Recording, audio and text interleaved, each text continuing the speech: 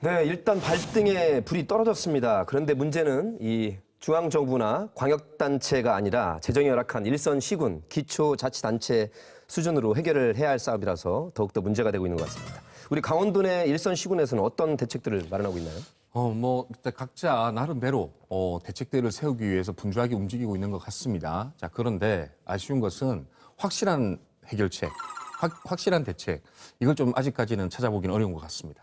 공원 같은 경우는 지금 현재 그 녹지과 그리고 도시재생과 저희과 세 개과가 협의를 해서 지금 특례법에 의한 사업을 추진 중에 있고 나머지 저희가 하지 못하는 이제 공원이나 녹지에 대한 부분은 요번에 용역 발전 포함해서 도에 이제 승인을 금년 안으로 받을 계획을 갖고 있습니다. 그 원주시에서는 그 근린공원 해제 지역들에 대해서 이제 그 난개발을 방지하고자 보존 녹지 지역이나 그 경관지구 지정을 통해서 최소한의 개발만 허용하려고 지금 추진하고 있습니다. 그래서 아마 이게 결정이 되면 공원 해제로 인한 그 난개발 발생 이런 피해는 크지 않을 것으로 생각하고 있습니다.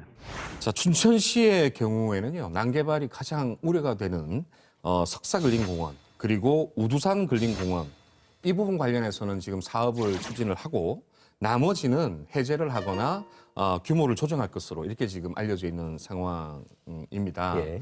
자, 그런데 주민 갈등이 빚어질 수 있다 이런 이유로 해서 구체적인 계획을 밝히거나 인터뷰까지는 지금 거부를 하고 있는 그런 상황입니다. 조금 대조되는 사례가 있는 것 같습니다.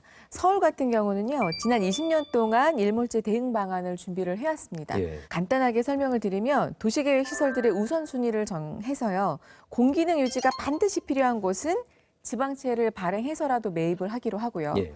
그리고 공원의 기능을 상실할 것으로 예상되는 곳은 개발 행위가 금지되도록 용도 변경을 했습니다. 이와 함께 보상 대책도 함께 마련을 했는데요. 사유지에 대해서는 재산세 50%를 감면을 해주고요.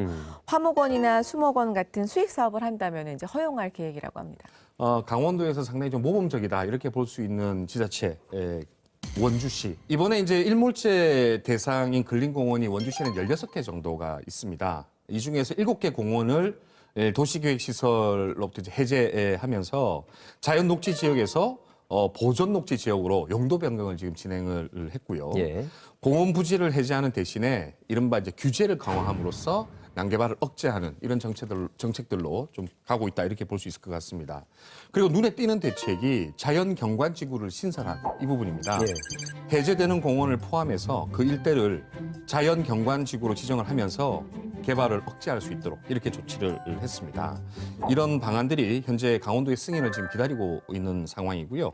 이 외에도 이미 다양한 대책들이 시행이 되고 있습니다.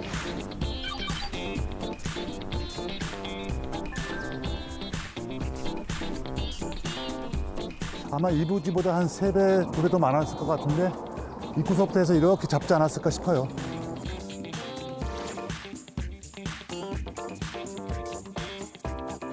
실제적으로 전체 면적들을 다 매입하기에는 여러 현실적인 어려움들이 있었지 않았을까 싶은 것이고 공원시설물이 안치되어져 있는 이 공간만 매입한 부분은 상당히 아쉬운 측면은 있지만 그래도 이 공간들 면적을 줄여서 공간을 매입함으로 인해서 주변 녹지까지 좀 이렇게 챙길 수 있고 사실은 개발을 좀 나가낼 수 있었던 측면 속에서는 긍정적인 지점이 있지 않겠냐 생각합니다.